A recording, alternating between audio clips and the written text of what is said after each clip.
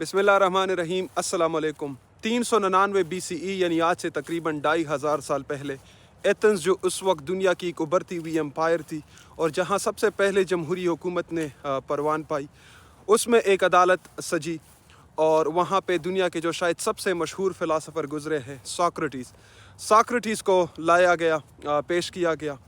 और वहाँ पे जो लाने वाले थे, उस पे जो इल्ज़ाम लगाने वाले थे, जिसमें एक का नाम इनीटस था, दूसरा मिलेटस था, उन्होंने इल्ज़ाम लगाया सॉक्रेटिस पे उस अदालत में कि सॉक्रेटिस जो है लोगों को गुमराह करता है और ये शहर जिन खुदाओं में मानती है, जिन खुदाओं को पूजती है, सॉक्रेटिस उसमें नहीं मानते। और चूँकि सॉक्रेटिस इस शहर का जो दीन और धर्म है, इसके जो वैल्यूज़ है और इसके जो नौजवान हैं उसको गुमराह कर रहे हैं और यहाँ पे शोर व गौगा और गुमराही मचा रहे हैं, तो इसीलिए सॉक्रेटिस को जो है सज़ाए मौत दी जाए। सॉक्रेटिस से कहा गया कि आप अपनी डिफेंस में क्या कहना चाहेंगे। सॉक्रेटिस आए और उन्होंने कहा कि उन्हें बड़ी हैरानी है, चूँकि उन्होंने तो कभी ऐसी बात की नहीं है। उन्होंने एक लंबी फहरिस्त पेश की जिसमें उन्होंने साबित करने की कोशिश की कि कैसे उन्होंने उन पे ये झूठे इल्ज़ामात हैं और जो लोग ये साबित करने की कोशिश कर रहे हैं कि उन्हें इस शहर की बड़ी फ़िक्र है और वो उन्हें इन नौजवानों की बड़ी फ़िक्र है, उन्हें दरअसल इन लोगों की कोई फ़िक्र है ही नहीं और वो अपनी ताकत में, अपने जो उनका इस शहर पे गलबा है, इसमें वो इंटरेस्टेड है और वो इस शहर के जो अक़दार है इसका सहारा लेके सॉक्रेटिस से वो पीछा छुड़ाना चाह रहे। लेकिन सॉक्रेटिस ने तमाम ये जो दिफा अपना पेश करने के बाद उन्होंने कहा कि मैं फिर भी आपसे अपनी ज़िंदगी की भीख नहीं मांगूंगा। मैंने अपना दिफा पेश किया, लेकिन कभी भी इंसान अगर एक रास्ते पे निकल पड़े तो उसको उस रास्ते पे कायम रहना चाहिए और मौत का खौफ नहीं करना चाहिए। तो अगर आप मुझे कहेंगे कि आप ये रास्ता छोड़ दो और हम आपको छोड़ देंगे, तो मैं ऐसा नहीं करूँगा। अगर आप मुझसे कहोगे कि कहीं और चले जाओ और बस चुप रह लो, इस शहर को छोड़ जाओ, तो भी मैं ऐसा नहीं करूँगा। पूरी ज़िंदगी मैंने ये जाना है, ये कोशिश की है कि जो मेरे मन को लगा है, जो मुझे लगा है कि अच्छी सीधी खरी अक्ल की बात है, मैंने वो करने की कोशिश की है। अब अगर उसके रास्ते में ऐसा होता है कि मेरी जान जाती है, उस वक्त सॉक्रेटिस की उम्र भी बहुत उम्र रसीदा हो चुके थे और वो तकरीबन बस आखिरी उम्र में थे। उन्होंने कहा कि अब मैंने ज़िंदगी में क्या ख़ुद को बचाना है, अब ज़िंदगी से मैंने और क्या हासिल करना है। तो आप लोगों ने अगर मुझे सज़ाए मौत देनी है तो गो अहेड और दे दो, मैं आपसे ज़िंदगी के भीख नहीं मांगूंगा। ये सारा अमल चलता रहा। ज्यूरी जो तकरीबन 500 लोगों पर मुश्तमिल थी, यानी जो जज थे जिन्होंने फ़ैसला करना था, उन्होंने फ़ैसला किया और उसकी जो मेजॉरिटी थी, उसकी जो अक्सरियत थी, उन्होंने सॉक्रेटिस को सज़ाए मौत दे दी। सॉक्रेटिस उसके बाद उन्होंने कहा कि ठीक है, आप लोगों ने मुझे सज़ाए मौत दे दी, मुझे इसका कोई ज़्यादा फ़िक्र नहीं है और अनकरीब ही आप लोग जान जाओगे कि आप लोगों ने कितना बड़ा जुर्म किया है। और आप लोगों को अगर लगता था कि सॉक्रेटिस को ठिकाने लगाने के बाद हमारी मौजें होगी और अब हमसे कोई सवाल नहीं करेगा, तो आपको अनकरीब ही अंदाज़ा हो जाएगा कि आप लोग कितनी बड़ी गलतफ़हमी में थे और जो बात मैंने शुरू की है वो सवालात आपसे होते रहेंगे। और जहाँ तक मेरा ताल्लुक़ है, मैंने तो जैसी ज़िंदगी जी थी मैं आखिर तक वैसे जीऊँगा और इस बात का मुझे कोई अफसोस नहीं है, बल्कि मैं बड़े इत्मीनान के साथ इस दुनिया से जब जाऊँगा तो मैं चला जाऊँगा। तो उसके बाद सॉक्रेटिस को जेल ले जाया गया और सॉक्रेटिस को ये सज़ा दी गई कि वो उस वक्त जो एक मखसूस किस्म का पॉइज़न था, कि उस पॉइज़न से सॉक्रेटिस की जो जहर था उससे सॉक्रेटिस की जान ली जाएगी। कुछ दिनों बाद सॉक्रेटिस के दोस्त आए, उन्होंने उनको समझाया बहुत कि मतलब क्यों ऐसा कर रहे हो और हमने पूरा इंतज़ाम किया हुआ है और आप जो है ये शहर छोड़ जाओ। और जो ऊपर अथॉरिटीज़ है उनको भी ये बात और पसंद है कि आप छोड़ जाओ, दौड़ जाओ, और इनको लगता है कि इससे प्रॉब्लम हो जाएंगे अगर वो आपको सज़ाए मौत देंगे, तो इसीलिए आप जो है इस शहर को जलावतन हो जाओ, इस शहर को छोड़ जाओ। सॉक्रेटिस ने उनको समझाया कि मुझे अगर इन चीज़ों की फ़िक्र होती, मुझे अगर इन चीज़ों की लालच होती, तो मैं क्या ज़िंदगी ऐसे जीता जो मैंने जी हुई है। मैं बिल्कुल ऐसा नहीं करूँगा। जो वो दिन, वो तारीख़ आ गई जब सॉक्रेटिस को जहर पीना था और इस दुनिया से चले जाना था। उसके तमाम तर दोस्त जमा हो गए और जो बंदा था जिन्होंने जहर देनी थी वो अंदर आया اور وہ کٹیروں میں جو ہیملاک تھا، جو زہر تھا، وہ لے کے آیا۔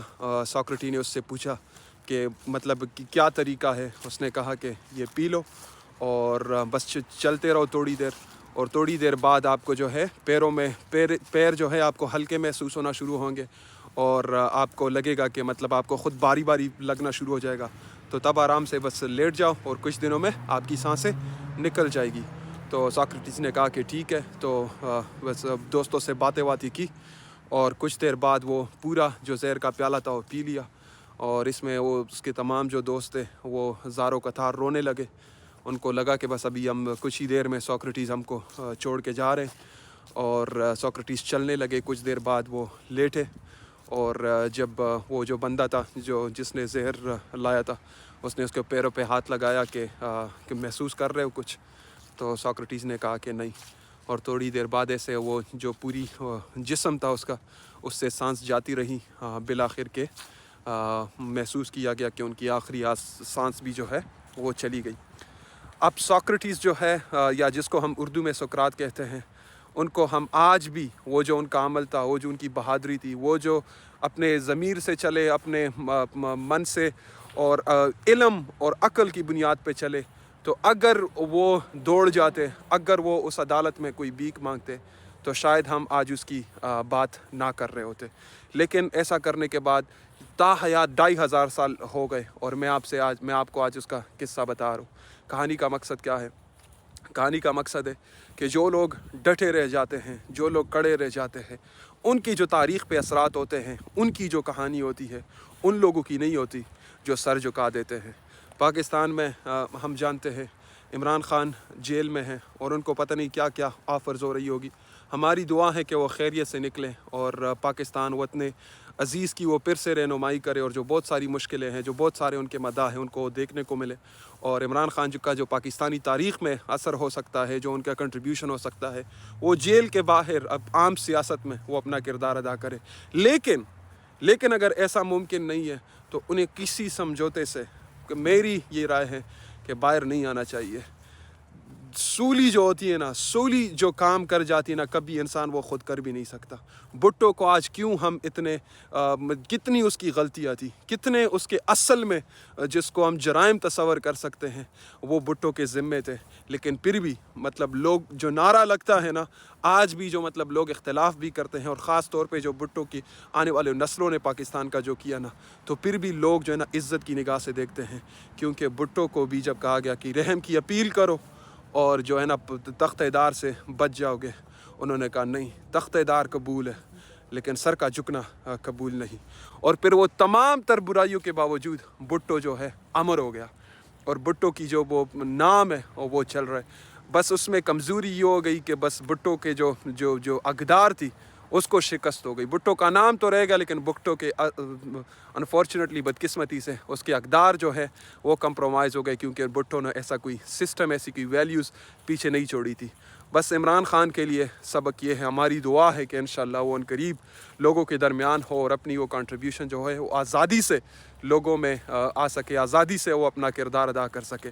لیکن اگر وہ سر جھکائیں گے، اگر وہ کوئی ڈیل کریں گے، اگر وہ کوئی سمجھوتا کریں گے، تو پھر جو ان کا تمام تر جو انہوں نے اب تک کر چکے ہیں وہ سب ضائع ہو جائے گا۔ کوئی تاریخ ان کو ایسے نہیں یاد رکھے گی کہ اچھا جب بہت ہی لمحے کٹھن ہو گئے، آخری عمر تھی، تو وہ جو ہے ایک اندھیرے کمرے میں، ایک مشکلوں میں گرے ہوئے انہوں نے وہ چیز پسند کی، لیکن سمجھوتوں سے انہوں نے نہیں سمجھا کہ وہ سمجھوتے کر کے باہر آئیں گے، اور زندگی کی خاطر تو عمران خان کا نام ہمیشہ امر ہو جائے گا، اور آنے والی نسلیں جو ہے عمران خان کے نام سے، عمران خان کے اقدار سے وہ لڑے گی، اور اس پہ کڑی ہوگی۔ تو عمران خان کی خیریت کے لیے، ان کی آزادی کے لیے ہماری دعا ہے، لیکن ہماری یہ بھی دعا ہے کہ کبھی وہ سر نہ جھکائے۔ اگر وہ سر جھکائیں گے تو جانے انجانے میں بہت سارے لوگوں کی سر جھکیں گے، بہت ساری لوگوں کی امیدیں ٹوٹے گی۔ اور کیوں وجہ ہے کہ لوگ جو ہے نا ایسے لوگوں کو یاد کرتے ہیں جو جھکے نہ، جو کڑے رہے۔ امام حسین رضی اللہ تعالیٰ عنہ جو ظاہری دینی لحاظ سے ہمارے لیے بہت امپورٹنٹ ہے، وہ انہوں نے شہادت قبول کی، لیکن یزید کے سامنے انہوں نے سر نہیں جھکایا، اور آنے والی کتنے ہزار سال ہو گئے اور لوگ جو ہے نا ان کے نام سے حسینیت کا جو جھنڈا ہے نا وہ لہرا رہا ہوتا ہے، لیکن یزیدیت جو ہے نا وہ لعنت اور شرمندگی کا نام ٹھہرا۔ تو زندگی سے بڑھ کر اصل میں جو اصول ہوتے ہیں نا وہ امر ہو جاتے ہیں، اس کے ساتھ لوگوں کے نام امر ہو جاتے ہیں، اور اس میں ایک پیغام ہے۔ کیوں ایسا ہوتا ہے؟ کیوں لوگ ایسا کرتے ہیں اور ایسا مانتے ہیں؟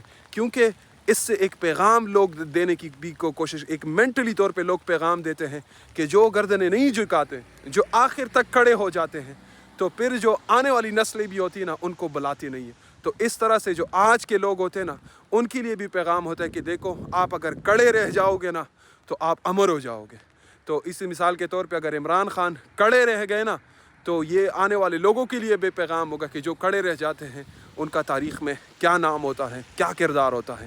جس طرح میں نے بھٹو کی مثال دی، یا ظاہر سی بات ہے جو سب سے بڑھ کر مثال کے طور پہ دینی لحاظ سے کسی کا تو اس سے کمپیریزن بنتا ہی نہیں ہے، لیکن جو ہم حسین رضی اللہ تعالیٰ عنہ کو یاد کرتے ہیں، جو صحابہ کو یاد کرتے ہیں، جو کیونکہ وہ کڑے رہ گئے اور انہوں نے کتنی مشکلیں جھیلی، لیکن انہوں نے اس اصولوں پہ سمجھوتا نہیں کیا۔ جو اللہ رسول کا پیغام تھا اس پہ سمجھوتا نہیں کیا۔ ظاہر سی بات ہے یہ دنیائی معاملات کی تو اتنی اہمیت نہیں ہے ہمارے لیے جتنی وہ دینی معاملات کی اہمیت تھی، لیکن بات وہی ہوئی کہ جو اصولوں پہ کڑے ہو جاتے ہیں، کڑے رہ جاتے ہیں، وہ امر ہو جاتے ہیں۔ اور ہماری دعا ہے کہ عمران خان کو آزادی نصیب ہو اور پاکستان کو ان اندھیروں سے نکالنے میں ان کا بڑا کردار ہو، اس قوم کو متحد کرنے کو، آگے بڑھانے کو ان کا بڑا کردار ہو۔ وہ اپنی جو دن ہے، اپنی صلاحیتیں ہیں، وہ جیل کی کال کوٹڑی میں نہیں بلکہ آزادی سے اپنا وہ کردار ادا کریں۔ لیکن اگر ایسا ممکن نہیں ہے تو گردن کبھی نہیں جھکنی چاہیے۔ ہماری جدوجہد میں خدا کی مدد و نصرت ہمیشہ ہمارے ساتھ ہو۔ پاکستان زندہ باد۔ السلام علیکم۔